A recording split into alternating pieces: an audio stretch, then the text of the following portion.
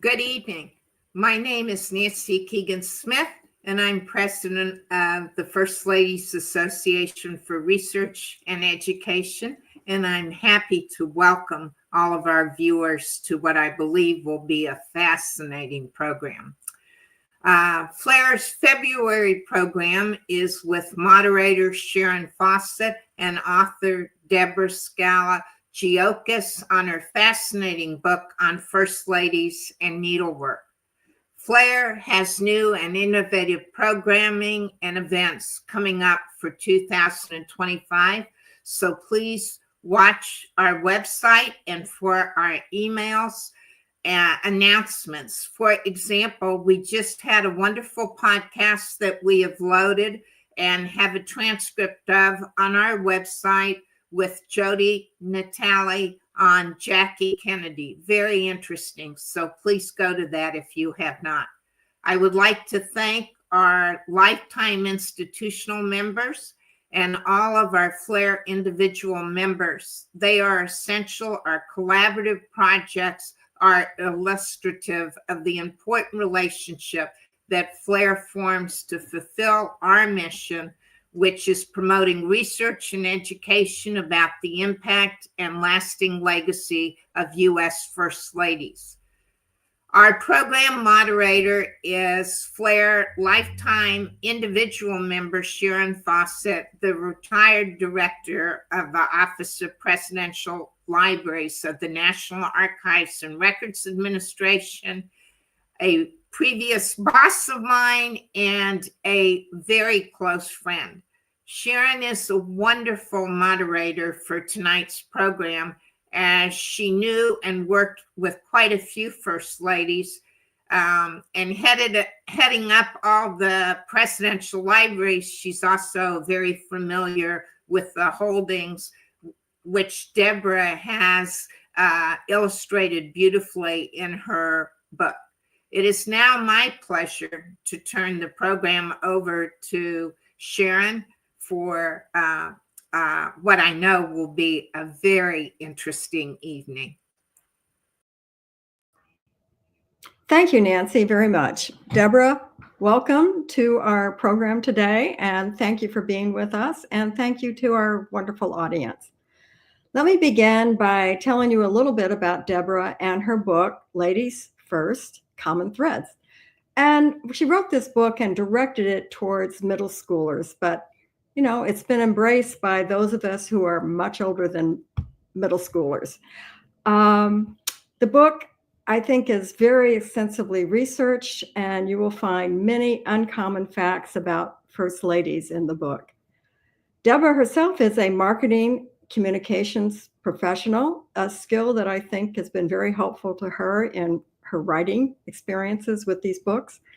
She's been recognized with awards from a number of professional business organizations, and she has a BA in English from Stony Brook University and an MBA from Dowling College. But I think she's found her real avocation in writing children's books and researching First Ladies. Her children's books are wonderful in demonstrating the power of girls to make a difference. She is a member of the Society of Children's Book Writers and Illustrators, and as we already know, a member of FLAIR. Debra is no stranger to needlework. She grew up in a family of needle workers, her mother, her grandmother, and she especially enjoys crocheting, but I understand she's taken up knitting recently. She also has a Maltese named Grace Coolidge. Since the publication of Common Threads in 2022, Debra has been much in demand and has done quite a few forums and programs about the book. Her books are available on Amazon and in bookstores and in other platforms that sell books.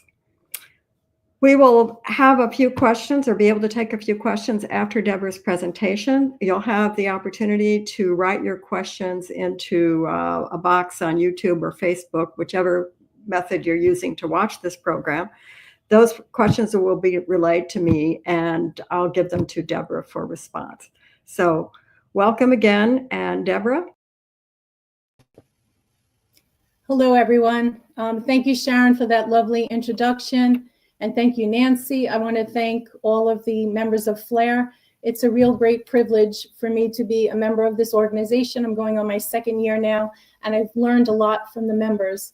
As Sharon mentioned, I loved doing crochet. One grandmother taught me how to knit, and another grandmother taught me how to crochet. So I never thought it would bring me into this path in life. I love American history. And one day I realized that I did not know enough about the first ladies. So I tried to figure out the best I could how to share my knowledge with the first ladies. And I figured, you know what, let's show people something that they made rather than something that they wore. And so that's the history of my journey. And I'd like to take you through the presentation I have prepared for you this evening. So Sharon Leahy out there? Okay, so the first lady I'd like to talk to you about is Ida Saxton McKinley. And she was known as a schoolgirl of the Civil War. She learned to do the needle arts from her mother and her grandmother. As I said, most of the first ladies you'll hear about this evening learned from their mother and their grandmother. And she would help her mother sew and her grandmother sew the uniforms for the Union soldiers. She was well educated and well traveled. You know, her father was president of Stark Bank, and Ida was very good at math, and she actually even worked at a bank. I love the love story between Ida McKinley and President William McKinley. As legend says, as the story goes, he fell in love with her first sight as she was eating a chicken waffle at a church picnic. And the McKinleys started off very happily. You know, they had 2 children. But some sadness overcame her in that, you know, she lost her grandmother and then she lost her mother, who was like a sister to her. And she had 2 small children, Ida and Katie, and one died in infancy and the other one died at 3 years old. Now you can imagine the toll that takes on a mother. And how I like to study the first ladies is not so much only what they did, but who they are as people. So Ida, she suffered depression here and then began to have epileptic seizures. Here's a woman who actually went to boarding schools in Europe, after boarding school, went to Europe and could walk 10 miles at a time, was very athletic and fit, and as I mentioned before, was working at a bank. And after she got married and had these tragedies befell her, she you know, had to go to something with an epileptic seizure. And what did she pick up? Crochet. And so what you're looking at is these crocheted slippers. And whenever I speak to audiences, I always say, how many do you think she made? How many pairs of crocheted slippers do you think Ida McKinley made in her lifetime? And some people will say 100, 200.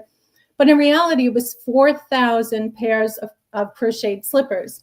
Now, if you see me here, this is a crocheted slipper that I attempted to make, not using a pattern, just by eye. It took me 4 hours just to make this one slipper, to give you an idea. So she spent a lot of time with her needle. And she gave these crocheted slippers out to veterans and people in hospitals and friends and families. And these crocheted slippers are on display. What you're looking at here is her ancestral home in Canton, Ohio. And this right now is the site of the First Lady's Library and Museum, which was a huge help to me in doing my research. I cannot tell you how many historians and librarians across this country have helped me in the creation of this book, and they deserve a big shout out from me this evening. I also want to call your attention to the picture of Ida McKinley. This is the Victorian era, and she wore a lot of lace. And I would be remiss if I didn't tell you that when I mentioned to you when she went to Europe, and she was traveling, she used to admire the women, young women and old women who used to make the bobbin lace, and they used to work long hours for paltry fees.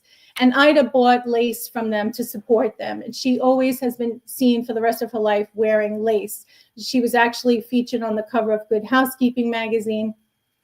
But again, this is Ida McKinley. Slippers she also sent to President Rutherford B. Hayes, and also the young son of the Roosevelts, Edith and Theodore Roosevelt's young son, Archibald, which brings us to our next First Lady. So I live on Long Island, and I'm about 45 minutes away from Sagamore Hill. And if anyone who lives on Long Island, you know that one of our field trips is to Sagamore Hill, the summer White House of the Roosevelts. And so I went when I was in 5th grade, and I went when I was researching this book. And Edith Kermit Caro Roosevelt, she served as First Lady from 1901 to 1909. And to be quite honest with you, when I was a kid, I went in there remembering Theodore Roosevelt's, his trophies, his animal trophies on the wall. I couldn't remember anything about Edith Roosevelt. When I went back as an adult, I paid really close attention. And when you first walk in that room, in that house, on the left-hand side is her parlor. And I was told that she had couches there that Theodore Roosevelt and his friends were not allowed to sit on. And I saw all her books. She loved to read. She loved Shakespeare. She was always seen with a book in her hand. And I saw the writing table where she managed the family's money. Theodore Roosevelt was not a good money manager. And I learned all about this, about Edith. And I said, again, how come we didn't really know this when we were kids? So as far as needlework goes, Edith Roosevelt served as president of the Needlework Guild. She could do anything. I'm going to put her as a master needleworker. So there's about 3 ladies this evening that you're going to learn about that really were artisans in their craft. Edith could crochet. She could knit. That's a picture of her knitting, her dog by her side. But she created this sampler. And of all the things I'm going to show you tonight, this is probably one of my favorites. It tells the story of her life. And I joke with people, I say, this is not something you would find a pattern in Michael's craft store. This is the story of their life. So at the top, you'll see the family of 6. Again, Edith Roosevelt is the second wife of Theodore Roosevelt, who lost his wife and mother on Valentine's Day.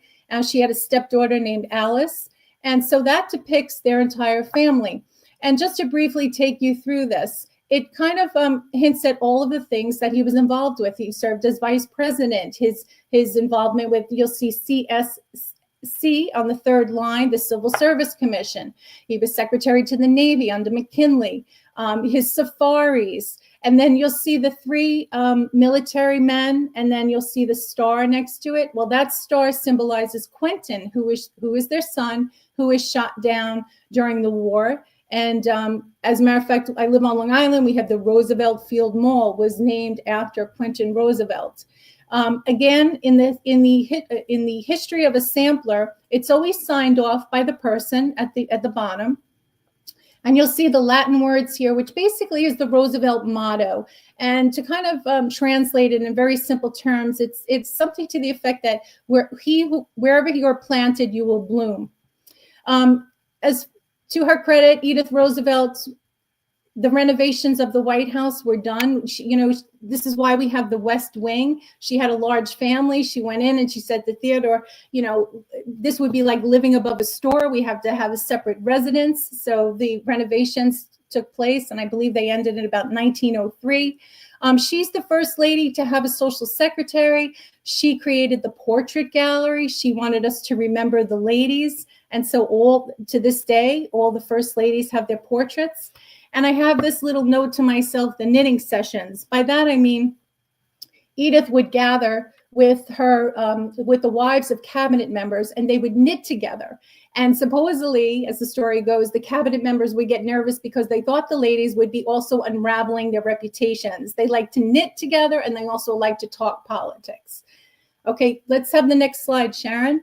Okay, what I'm showing you here comes to us from Sagamore Hill, and this is an actual pattern for men's socks. So I like to think that these are the socks that Theodore Roosevelt wore. And then this is an official citation citing Mrs. Theodore Roosevelt as president of the Needlework Guild on Long Island. This comes to us from Sagamore Hill in Oyster Bay. Let's look at the next slide. And this, Edith Roosevelt also served as secretary of the board to the Little Sunbeam Sewing School, which is no longer in existence. But I love the fact she wanted young girls to learn how to do needlework. And her main reason is because she said it would make them thoughtful of others.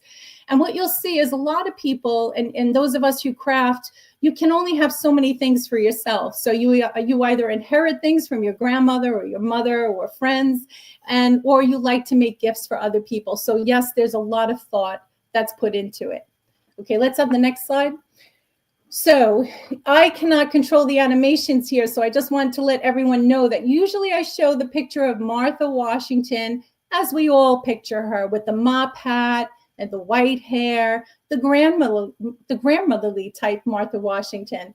But this is a very young Martha Washington when she was 19 years old. You know, she was married. She was married to a lawyer who was older than her. She had 4 children. She lost 2 children young. And then eventually she lost her son in the revolution, and she lost her daughter Patsy from epileptic seizures. So Martha Washington had a difficult life. And one of the common threads through my book is a lot of these first ladies, as I mentioned with Ida, they lost children. And so did Edith Roosevelt. And I have a theory that I believe that the needlework steadied them. And so Martha Washington, she had this saying, she said, keep yourself busy as a bee, steady as a clock, and cheerful as a cricket. And one of the things that she did, in addition to following George Washington and going out on the camps and helping the soldiers and feeding them, and she was a vibrant, wonderful presence. She brought joy to everyone. As a matter of fact, the Washingtons also raised their grandchildren, you know. But what you're looking at here, as far as needlework goes, she's a master needlewoman. Again, like in Edith Roosevelt, she takes it to another level. So this quilt comes to us from Mount Vernon, and at this point, it's about 227 years old, and it's called the the Penn's Treaty Quilt. I know you can't see the inside, but it depicts William Penn meeting with the American Indians. So it's the formation of Philadelphia. And it's got so many geometric shapes. Now, to my understanding, she did not do this completely on her own. Quilting is a tradition in the United States when you're saving scraps of material, and it would bring people together and they would quilt. As a matter of fact, I speak to some quilting groups, and that's what they do. They each make a square and then they bring it together. It's a sense of community. What's interesting in this quilt is if you're looking at the geometric shapes that look like triangles, that is actually coming from George Washington's banyan. And a banyan was a house coat that the men would wear before they would dress for dinner. So a lot of history here. And it's in the traditional quilt with the three layers with the backing and then the padding in the middle. And it's really been well preserved. And as a matter of fact, about a month ago, I saw Mount Vernon on their Instagram or their Facebook page. They were actually showing this quilt and delving a little bit more into Martha Washington's needlework. What you're also looking at is a pin cushion that she embroidered. Absolutely beautiful, in immaculate condition. And I'm told, it's my understanding, that the person who had received this gift revered her so much that they didn't even use it. But Martha Washington, you know, in addition to the one thing I did learn as a kid was that she knitted socks for the troops, but she also, you know, she made chair cushions and she had silk embroidered pictures. Again, she took needlework to a whole other level. She was never called First Lady. She was a Lady Washington, and she never lived in Washington, D.C., just a reminder there. So the Washingtons lived in New York, and then they lived in Philadelphia. Which brings us to the next slide. Oh, I think you got to go back. Abigail Adams, we need. Sharon? Okay. We did pass over one slide, which is Abigail Adams. This is Louisa Catherine Johnson Adams, but there's an Abigail Adams slide.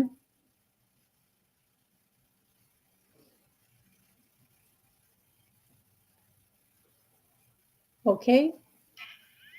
All right, I'm going to skip over Abigail Adams. I did have a sampler that I was going to show you from Abigail Adams, but we're going to go to her daughter-in-law, Louisa Catherine Johnson Adams, who served from 1825 to 1829. Now, Louisa Adams, there's a wonderful book that came out a couple of years ago. It's called Louisa, and it's by an author named Louisa Thomas, and I believe it's called The Extraordinary Life of Louisa Adams.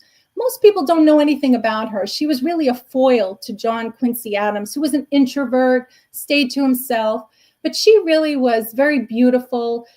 She could dance and do ballet, and she was born in England. So she was our first foreign-born First Lady, and our second one obviously is Melania Trump.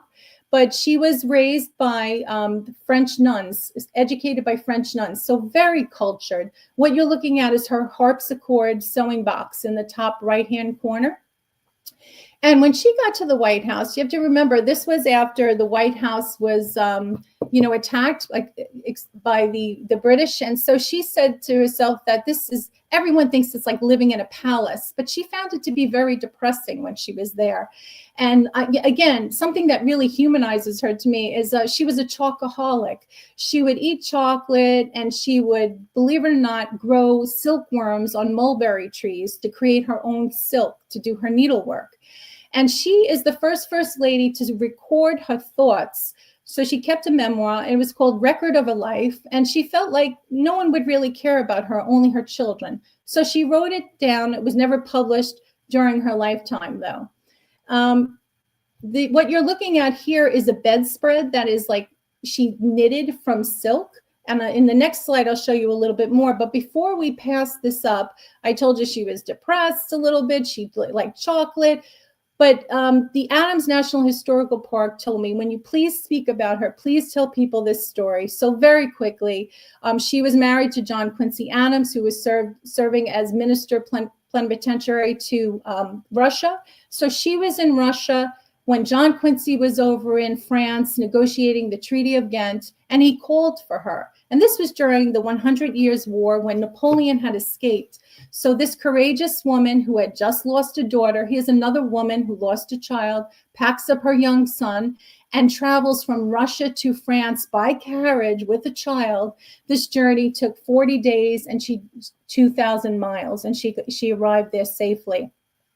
So again, a lot of these women's stories go untold. They're courageous. Yes, they know how to do needlepoint. Yes, they're the woman behind the man, but in their own right, a lot of courage and a lot of perseverance. We can go to the next slide. So this is the actual bedspread. It comes to us from the Adams National Historic Park. And what I'm showing you here is just a square that she actually knitted these squares together.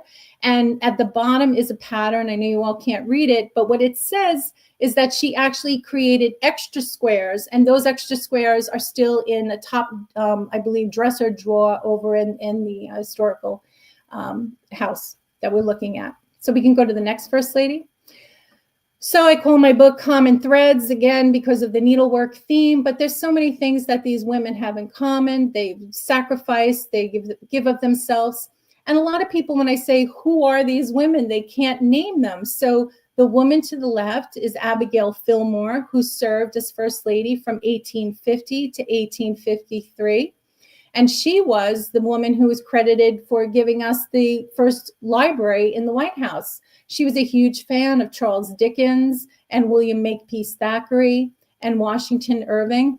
And, she had a bad foot. So her daughter used to perform a lot of the First Lady's duties. But when it came to meeting the authors, Abigail would stand on her feet to meet them. In addition to, I would be remiss if I didn't tell you this, that she was 2 years older than Millard Fillmore, her husband, and she basically was his teacher. So here's a woman who educated the future president of the United States. What you're looking at is called a tumbling block quilt, and it's done out of silk. And so she made this, and it's in the Millard Fillmore house in New York. And this comes to us from the Aurora Historical Society. So the other First Lady that you're looking at here is Eliza McArdle Johnson. And a lot of people really don't know about her. So she was married to Andrew Johnson, who became president when Lincoln was shot. So she served from 1865 to 1869. And as family tradition goes, she made this quilt. So she married Andrew Johnson. She is the youngest lady to be married. They were married when she was about 17 years old. He really wasn't educated. And she encouraged him to join the Greenville debating club in Tennessee, and he became a wonderful orator. And that is one of the reasons why Abraham Lincoln picked him to be vice president. And we all know, as the story goes, he basically became the accidental president. So let's take another look at the next slide, please. Okay, so Eliza McArdle, she suffered from tuberculosis or consumption. This is what's called, this comes to us from Tennessee, from the Johnson House, and this is an invalid's chair, they would call it. And she would sit here all the time, And she loved to scrapbook. She read her Bible, was very religious. She loved to scrapbook. And they say that if there was good news about Johnson in the news, she would tell him before bed. But if it was bad news, she would wait until the morning. You're also looking at her French candy dish to the right. And then to the left, that's her actual sewing machine. And that is something that she embroidered in the top left-hand corner. Let's go to the next slide.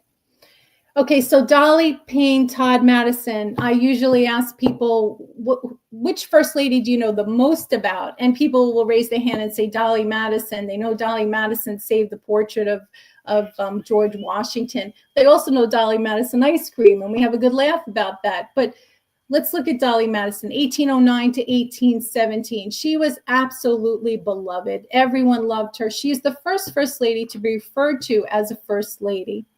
If she would love a party and bring everybody together, she called them squeezes.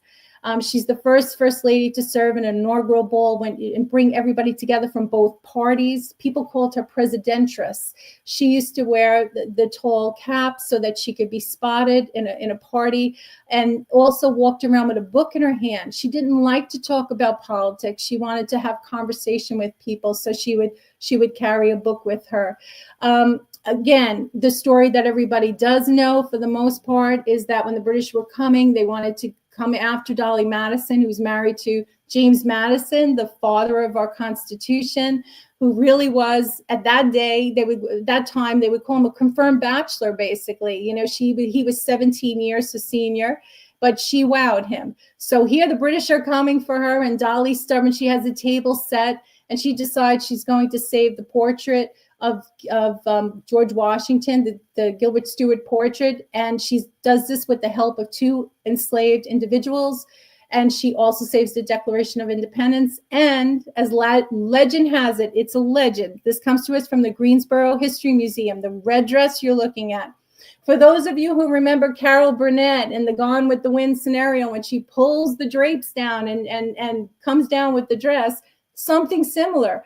Legend has it that Dolly Madison, the red drapes that she took down with the White House that evening, she actually turned into this dress. And if you look at it, it has the empire waist and the bust line that she's well known for wearing. Now, as far as needlework goes, I was really surprised to find this knitted baby cap that she actually made. I'm going to show you a picture in the next slide that's a little bit closer up. But before we get there, she also had such a kind heart. So after, when Washington needed to be rebuilt, the Madisons decided to stay and rebuild. And so Dolly Madison tried to help out the Washington Female Orphan Asylum. You can imagine there were a lot of orphans. So she donated a cow and the children could have milk. She used to sew clothes for them. And so she's the first Lady credited with getting involved with the Public Works Project. And Congress loved her. They honored her with her own seat. Now think about this period in history is women couldn't even vote, and she was honored with her own seat. So let's take a closer look at her needlework. Again, this comes to us from the James Madison Museum of Orange County. Dolly Madison made these baby caps as gifts. And what I found recently in the New York Times, going back a couple of months ago, this is a 1846 daguerreotype of Dolly Madison. And Sotheby's was offering it, but I wanted to share it with the crowd here. I don't know if you can see, but that looks like a crocheted shawl to me that she's wearing. So just a little hint that I guess she had an appreciation for the needle arts as well. We go to the next slide. Okay, so Edith Bowling Galt Wilson. I just love Edith Wilson. Of all the First Ladies, I'm not going to put her at my favorite, but one of the most intriguing First Ladies you can learn about. The second wife of President Wilson, his first wife, Ellen, she died of kidney disease. And, he needed to be married. I think they called him the tiger. He was kind of like pent up in the White House. And so the Wilsons met through mutual friends, Dr. Grayson and her cousin.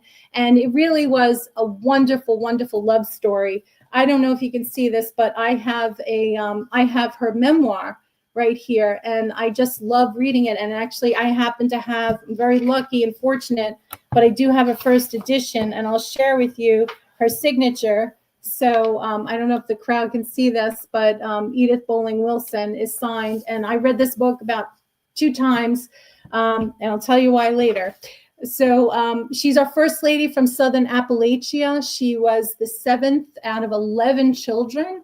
And really, her grandmother Bowling and her were like, peanut butter and jelly. They were just together all the time. She learned everything from her grandmother. And Edith was really well versed in the needle arts as well. She could crochet, she could knit. What you're looking at comes to us from the Edith Bowling Wilson Birthplace Museum in Wytheville, Virginia. And this is a napkin, and it's got fringe around it. She loved to give gifts to her friends. Fun thing about Edith is that she was the first woman in Washington, D.C. to drive an electric motor car.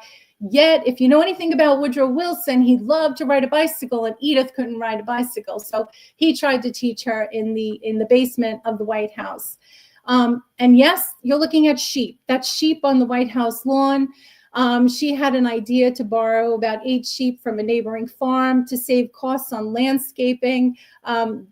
The sheep were eating the White House lawn, and then she had them sheared, and the money that was raised, I believe it's about $50,000, was donated to the American Red Cross. During the war effort, you will see, again, I mentioned some ladies made things, to calm their nerves. Some ladies made things to explore their creativity. And in her case, she actually helped during the war effort by sewing pajamas, making trench helmets and blankets. The fun thing about Edith, though, is that the really fascinating story is that she's known as the secret president. So when Woodrow Wilson was on his whistle-stop tour trying to get the United States to join the League of Nations, and unsuccessfully, the poor man suffered a stroke. And this is before the 25th Amendment was in place. So she and Dr. Grayson kind of kept Woodrow Wilson at bay from the media. Try doing that today. And so historians have been debating for the 14 months that this was going on, how much of the government was being run by Edith Wilson. She's known as the secret president. Now, she swears in this memoir that I showed you earlier, she swears that she did nothing, that she just, delivered the correspondence to him and she didn't get involved. But I read this book. It's called Untold Power. And I'm telling you, by the time you get to the end of this book, you think to yourself, I think she had a little bit more power than she's letting on. But again, it's something to be debated. It's a fascinating story. And she's one of the most interesting first ladies that I learned about. So we can go to the next one. Okay, I apologize to the crowd. For some reason, we had technical difficulties, and my photo, my beloved photo of Grace Coolidge and her raccoon at the Easter egg roll in front of the White House got chopped off. But take my word for it. That's Grace Coolidge holding a raccoon, and I love her so much because she loved animals that I named my little Maltese. I have one named Zoe, and I named my other Maltese Gracie after Grace Coolidge. The Coolidges were known. They said they had the Pennsylvania Avenue Zoo. They had cats and birds, and I mean, if you read Grace Coolidge's memoir, she'll say that she even named the mice. She didn't even catch mice. She just had such a kind soul. They had ducks, they had every single animal you can imagine. And then people from all across the United States were sending them things. As a matter of fact, the raccoon was a present from someone in Mississippi. And I guess it's their tradition for Thanksgiving that you can eat a raccoon. Grace Coolidge would have nothing of that. So she actually turned this into a pet. Now, there's a children's book called Rebecca the Raccoon. I highly recommend it. It's adorable, and it talks about the raccoon going throughout the White House and eating soap and taking baths, and so true story. Grace Coolidge, she hailed from Vermont. She was a teacher of the deaf, friends with Helen Keller, who's another one of my favorite people, just a wonderful, inspirational person. She's known as the First Lady of Baseball. She was a Washington Nationals fan and also Boston Red Sox when she left the White House and moved back to Vermont. She knew baseball better than her husband, Silent Cow. The Secret Service called her Sunshine. She was just so lovely. She was a poet and, again, a master needlewoman. So let's take a look at what Grace Coolidge made. Now, I share this quote with you. I found it very inspirational. And she says, many a time when I needed to hold myself firmly, I've taken up a needle, a sewing needle, some knitting needles, or a crochet hook. Whatever its purpose, it often proved to be a compass keeping me to the course. Now, for those of us who do needlework, we know it's very steadying. It has meditative qualities. And so I started to think to myself, what could have happened in Grace Coolidge's life that she would say something like this? So let's take a look at the next slide. And then I realized this is the coverlet that appears on the famous Lincoln bed in the White House. And you could see the detail in this. It took her 4 years to make. And it's done, for those of you who crochet, with like a very fine number 4 yarn, almost like a shoestring yarn, and a number 4 needle. So really detailed work. And then I realized that when Grace Coolidge was in the White House, she lost her son. He had an infection in his foot, John Calvin, and had they had antibiotic penicillin, he would be alive. He would still be alive. So she did this during her period of grieving. And I think, that's when you research history, you can get the facts, and then you try your best to understand the people, and you try to have empathy, and then you make the most educated guess that you can make. And my educated guess is that she was steadying herself with this piece of this beautiful work of art because of the grief that she was going through. And she says that she wanted to leave something in the White House as an heirloom. And she felt that the other first ladies should be doing this as well. So let's take a look at the next slide. Grace Coolidge was very private. She didn't talk about her family. She didn't talk about politics. But what she did talk about was her patterns. And this I found in the Washington Star in 1926. Comes to us from the Library of Congress. And the story is The First Lady Knits. And the quote that I pulled out to share with the crowd tonight is, Mrs. Coolidge knits as an artist paints. If you read her biography, she'll say that her mother said Grace Coolidge could sew a button on before she could even walk. She could knit silk stockings. She could crochet, just make beautiful, beautiful works of art out of needlework. And this story, Great-Grandmother's Counterpane, this is not her great-grandmother. This is a friend of hers, I believe, who the husband served in Congress. And it was her great-grandmother, not Grace Coolidge's. But again, just an example, just to show the crowd that crochet was very, any needlework was very important to Grace Coolidge. We can go to the next slide. I think we're loading them up. Okay, so Lou Henry Hoover, she served from 1929 to 1933. I always ask people in the crowd, anybody a Girl Scout? If you're a Girl Scout, you should know about Lou Henry Hoover. Her father named her Lou because he wanted a boy. And she really was so active and athletic. She could play basketball and baseball. She could hunt. She could fish. She was really, as Juliet Gordon Lowe, the founder of the Girl Scouts, said, Lou Henry Hoover was a Girl Scout before the Girl Scouts even existed. I mean, it was just in her nature to be a complete person. She's the first woman in the United States to get her geology degree. And that's how she met Herbert Hoover. She was fluent in about 5 different languages, including Mandarin Chinese, adventurous. And what I love about her is because my dad was a big sports person, and I grew up playing volleyball and softball, and I always had that encouragement. And she actually picked one of her colleges. I think she went out to San Jose in California before Stanford. She based it on the gym. And so she got involved with the National Amateur Athletic Foundation. She wanted women to be able to exercise, and she was really ahead of her time. The first lady to deliver a radio address too. This picture that you're looking at, you could see Lou Henry Hoover. She's in the center with a hat. And to the left, there's a teacher by the name of Christine Vest. I found this fascinating because this is at Camp Rapidan at the top of Double Top Mountain. And the Hoovers discovered that there were children that never left that mountaintop. They didn't even know who Charles Lindbergh was. They were just always there. So the Hoovers decided to build a school with some community help, and these children were educated. And many of them wrote her letters afterwards thanking her. And I have the words down here, generous and kind.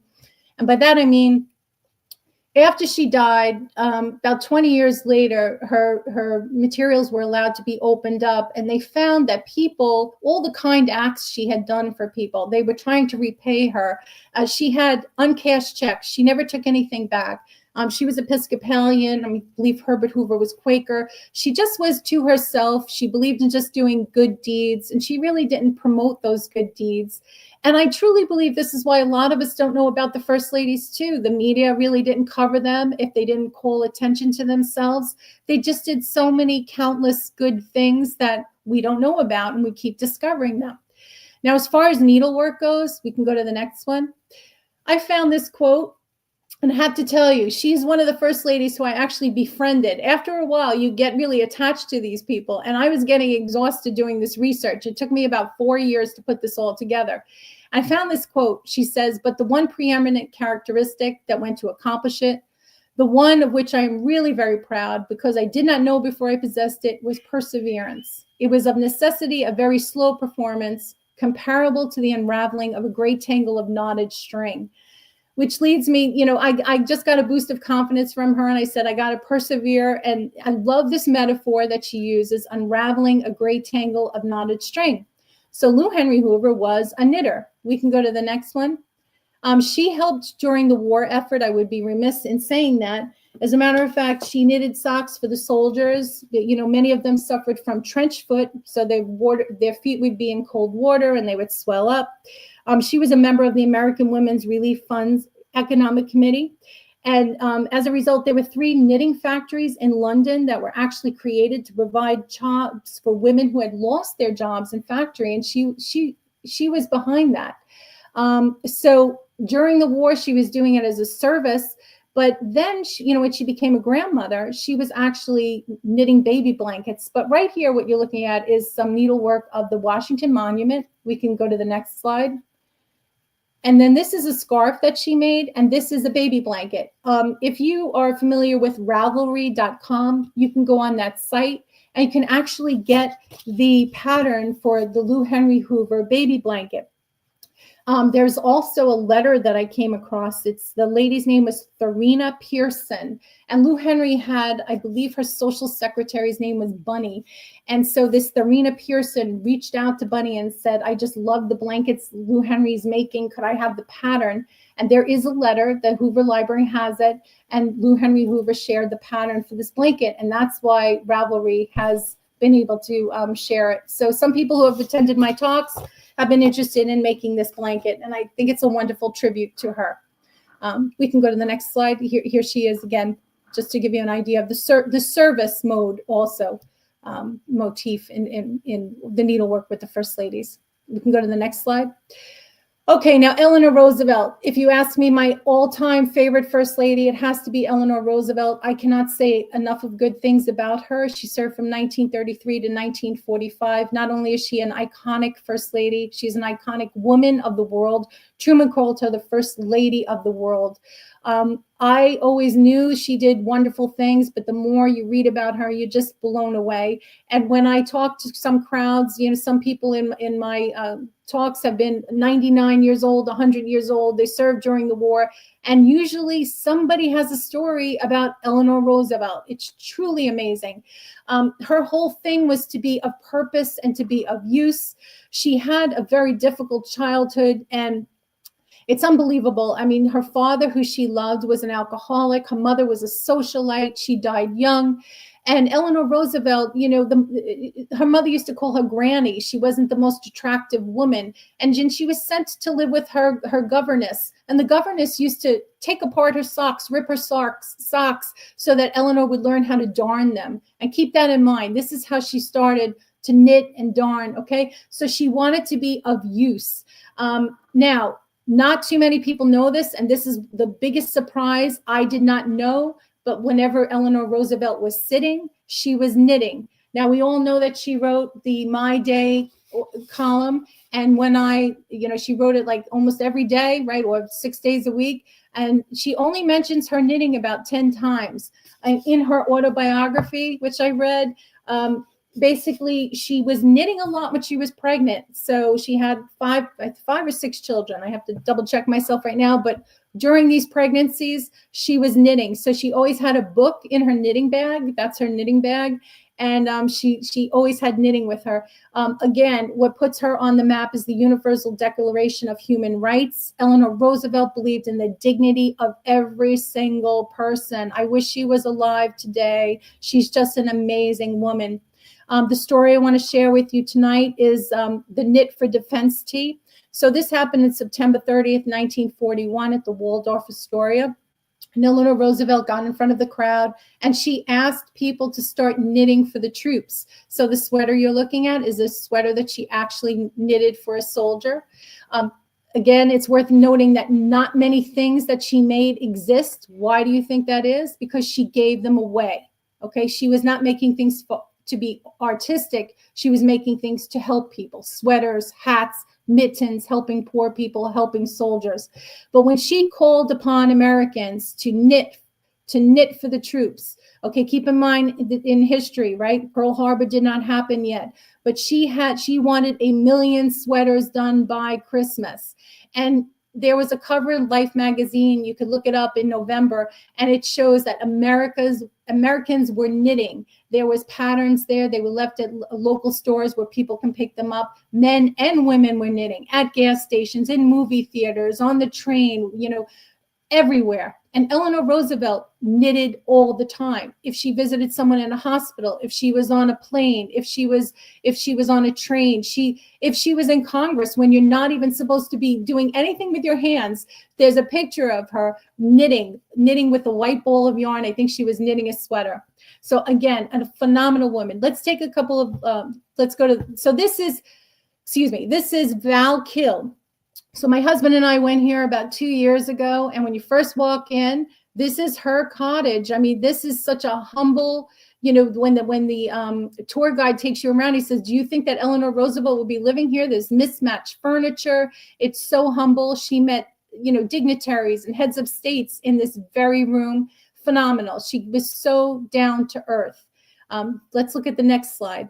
This right here, I want to share with the crowd is, hold on one second. Okay. This was a gift that she gave to one of her relatives. I think it was a great niece. It's actually Carol Roosevelt. She was married to Elliot. Elliot is Theodore Roosevelt's son. So for those of you in genealogy, I think that would make her the great niece. But this was a bag that was embroidered by Eleanor Roosevelt. And I'll share with you what it says. It says, a wish. Always find 3 welcomes in a garden during summer, at fireside during winter, and whatever be the day or season, in the kind eyes of a friend. It's an old Gaelic expression. So it's some of her knitting. I'm not sure if that's exactly her knitting. They may have replicated it just to give you an idea, but this is in her living room. Let's go to the next slide. So on the left, we went during summertime, and there's only 8 people that are allowed upstairs. So this is where she would actually sleep during summertime, in the bed that you're looking at the left-hand side. The bed in the right-hand side is not outside on the porch area, basically. That's just a very humble bedroom. And this is a real fun picture. So Springwood was where Eleanor Roosevelt lived with Theodore and his mother, which is more of a mansion type. It's nothing like the cottage that she moved into after he passed away. But people sometimes say to me, do you know if any president actually did the needle arts? And so when I drilled down, someone said to me, well, there's a picture of Franklin Roosevelt knitting, but truly it's a joke. It's just, and this picture I took, it's actually outside Springwood.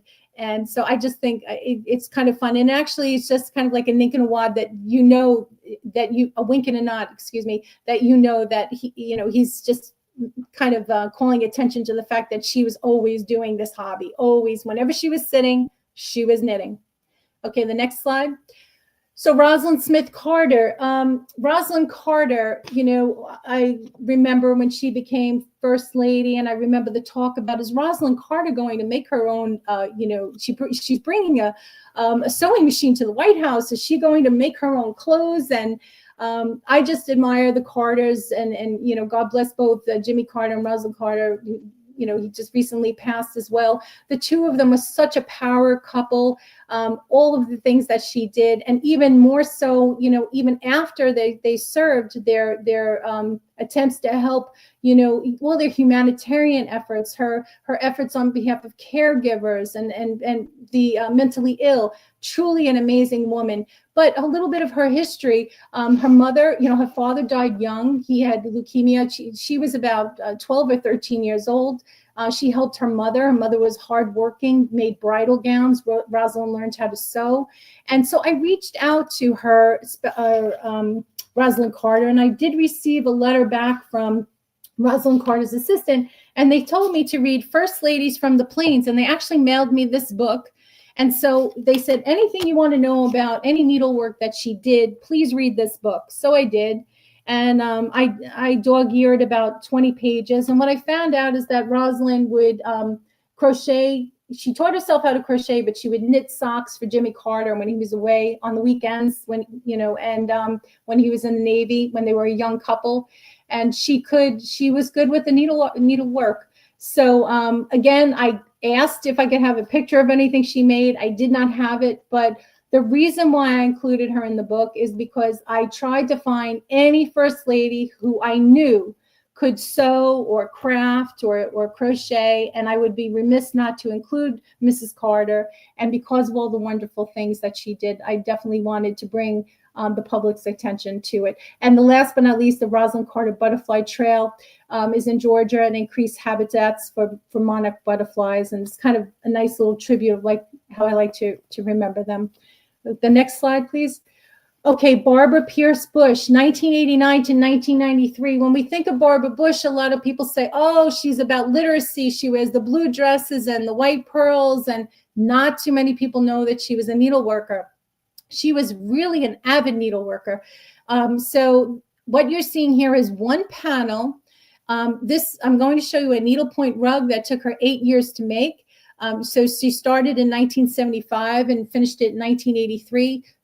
During, 36 states and 17 countries, she would travel with this. And she was very sentimental, so she would stitch in the initials of her grandchildren. And she says, I wanted to have something that wouldn't outgrow, something that would last forever. And we kind of think of Barbara Bush as the consummate grandmother, and this quote takes us back to what I said about Grace Coolidge, right? When she made the coverlet for the Lincoln bed. So it's the idea of having an heirloom and passing it on. So let's take a look at what she made. This is the complete finished product. And every time I show this, people just go, ooh and ah. I can't hear you out there, but maybe one of you said ooh and ah. It's actually, it's just absolutely exquisite. But as far as needlepoint goes, some other things, some other facts. You know how the White House always decorates the Christmas trees in a theme. So one year, Barbara Bush picked needlepoint. And so people from around the United States actually had the opportunity to make things and send them in. And there's videos on YouTube. I've seen them. She had her staff. She said even the men were making things, and she made 3 ornaments. And in my travels, one time I was in a craft store and I started talking to the owner, and she said to me, my mother made a needle pointed ornament and sent it to Barbara Bush, and she was so proud that it made it on the White House tree. And I love when I find these personal stories in my travels.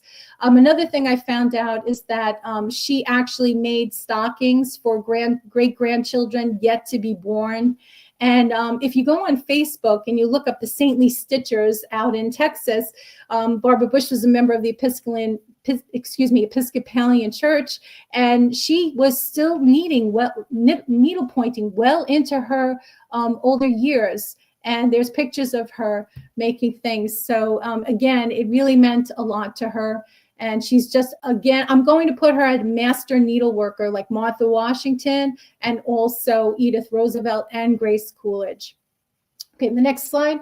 Now, that's me with Jill Biden. And this is a little bit of serendipity because when I was in Rehoboth Beach in 2019, on July 3rd, my husband and I saw that she was going to be signing her book.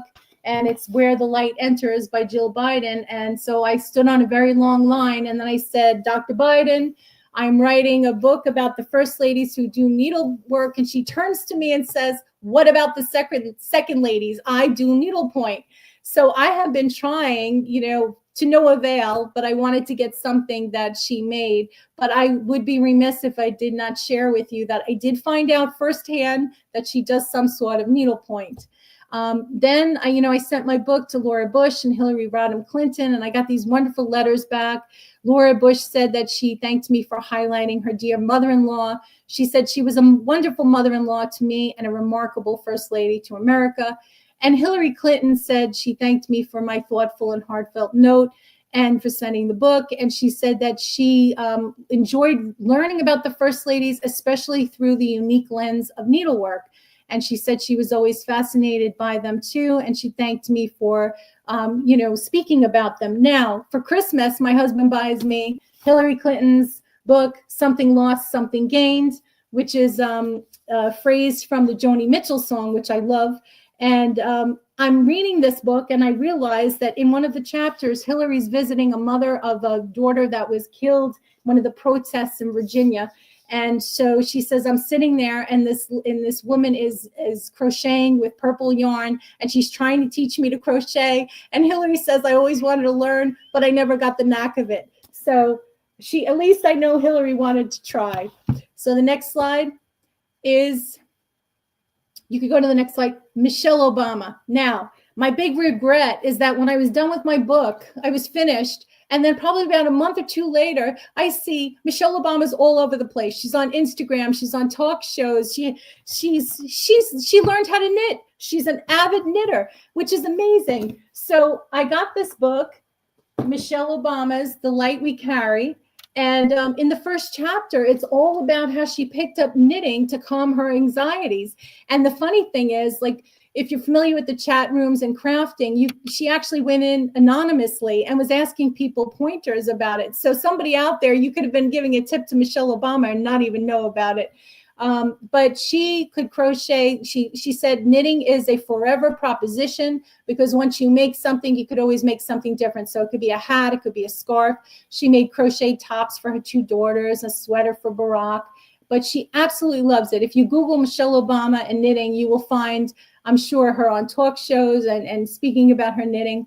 Again, I got this most beautiful letter from her. She thanked me for sharing the book as well. And I love that she just said, keep owning, protecting, and strengthening your light. So I think for those of us, I'm not an official historian.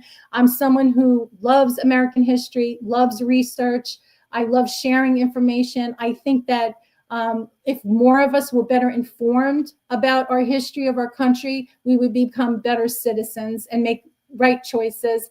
And I think we have a responsibility to share stories about women who have not been told. And so if I could do my part, and I got a little confidence from her. And so I just thank everyone for remembering the ladies, which is a little, we missed my Abigail Adams slide. I don't know what happened to it, but Abigail Adams created a sampler, and she and John Adams wrote about 1,160 letters to each other. One of her most famous letters is to remember the ladies. And she was ahead of her time, outspoken, believed women should have the right to vote, and should not be property, and that there should be no slavery. So again, an outspoken woman, true partner to her husband. And that's what I have for you all. I want to thank you for your time, and we'll take some questions. Debra, before we get questions from the audience, before the program started, we were talking about you're doing this research during the time of COVID. Could you tell us a little bit about your experience? Sure, Sharon. So yeah, so I reached out by email to many of the librarians and the curators, and so everybody was so helpful. And some of them were actually in the process of getting me photos of some things. I think it was the bedspread at the Millard Fillmore house, and COVID hit. And I said, I need the picture. And she said, I can't get in there until this is done. So it kind of held up a couple of things. But everybody, again, I can't say enough of how helpful they were. The presidential libraries are wonderful resources. And the Library of Congress is also one that I used. And I also used the Smithsonian Open Access Program. I found that was also a wealth of information too. But these people are wonderful. Any question that you have, they're more than happy to help you. And I couldn't have done it without them. I was really, this was a remarkable presentation. I learned a lot from it, a side of the first ladies that we often don't think about.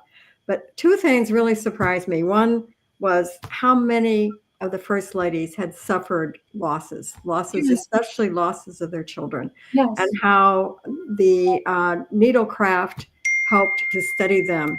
And another thing I learned about is very curious is the Million Sweater Project of Eleanor's. But what's really surprised you? What were a couple of the most surprising things that you learned along the way? That's a very good question. I think I was mostly surprised at so much that I didn't know, that I wasn't taught in school, that there was so much emphasis on the presidents, and we really just bypassed all these first ladies. But to your point, Sharon, yes, I saw loss. I saw loss so many times.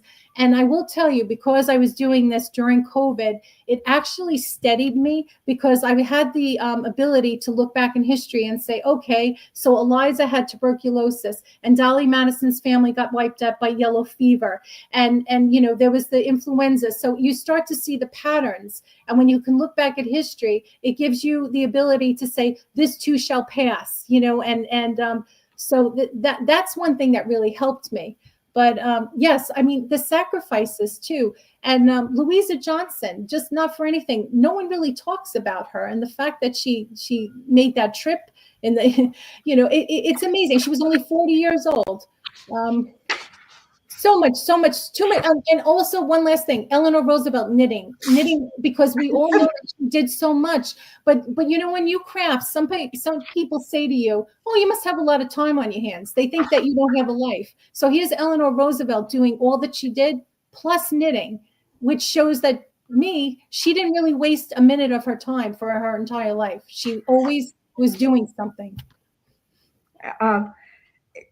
In the past, you've been writing, other books you've written have spoken to young girls and how they can make a difference in their lives or in the lives of others. And, I can see that you're hoping through this book to have an influence on these young girls as they think about growing up to maybe be a professional, be a first lady, or even just be a knitter. So tell us about what drove you to write to that level, to write to young children, to write to middle schoolers. Well, I don't have children of my own. So when you don't have children of your own, you think, I like to mentor young children. So I've been a mentor through my work place.